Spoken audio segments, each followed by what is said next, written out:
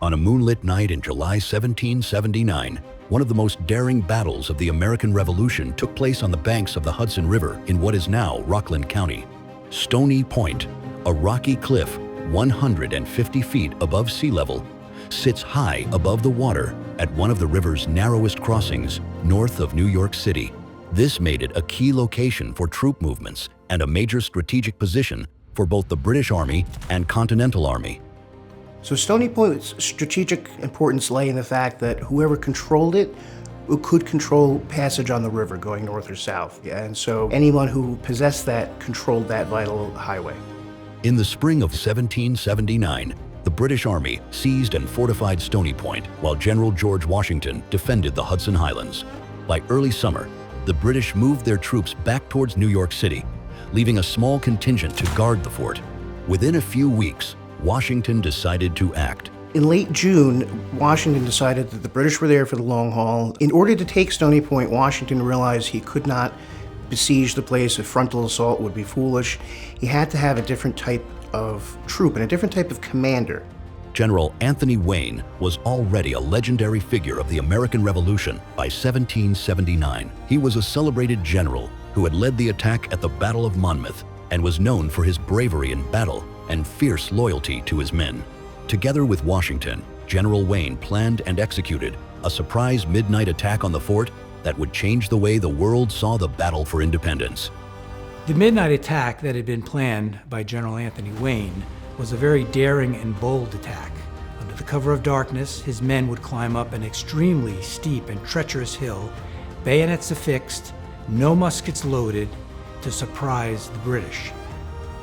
The attack on Stony Point was a three-pronged assault. The main attack came from the south, where about 700 men waded through the river, around the defenses, and up the hill. A secondary attack, with a smaller group, came from the north, and a third attack served as a diversion, drawing the British attention away from the flanks surrounding the fort. The British were caught off guard. They never expected an attack to occur at midnight. They didn't hear anyone coming. There was miscommunication, and it really ended up being a disaster for the British. The storming of Stony Point lasted 25 minutes, one of the shortest and most decisive battles of the American Revolution. But the implications of the Continental Army's victory were swiftly felt across the globe. When the news of the Battle of Stony Point broke and hit Europe, this was really embarrassing. In less than a half hour, the Continental Army was able to take out an entire British regiment. The British always prided themselves on military drill and expertise. When they'd realized that they'd lost a key fort along the Hudson River, they knew that they were in for a long haul because the colonists were not going to relent. The ingenuity of the attack, the bravery of General Wayne and his troops, and the complete victory over the British was the morale boost the revolutionaries needed. It really shook up the American army in the best way possible, and it showed the world and the Americans, most importantly, that they were now a professional army. This was no longer a rabble in arms. 250 years later, Stony Point Battlefield welcomes visitors to learn about the daring battle waged high above the Hudson River under the cover of darkness, a surprise attack that surprised the world.